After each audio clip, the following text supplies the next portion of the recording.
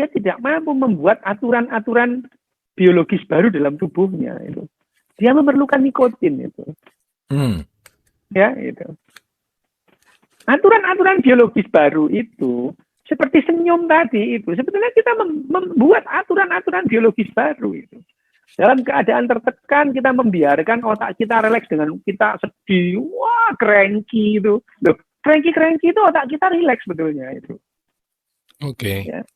Tapi kalau kita itu mencoba senyum, sebetulnya kita senyum itu ya. Kegiatan senyum itu dia mengaktifasi dopamin yang banyak di otak-otak sedih itu, dia menyebar ke otak-otak bahagia gitu ya itu. Ya. Daerah yang namanya disebut daerah kebahagiaan di otak itu banyak tempatnya ya. Jadi tidak ada di mana sih pusat bahagia di otak, nggak nemu. Di tempat banyak itu ya. Di korteknya juga, di imajinasinya juga gitu ya. Orang yang berbakat, ada orang yang memang berbakat bahagia, ada orang yang bakat bahagianya kecil itu ada itu bakat itu bakatnya. Okay. Tapi meskipun bakatnya kecil, kalau dilatih ya muncul kebahagiaannya. Sama meskipun orang itu hanya sedikit kecil aja bakat gitarnya itu, tapi kalau latihan gitar terus itu ya bagus hasilnya itu.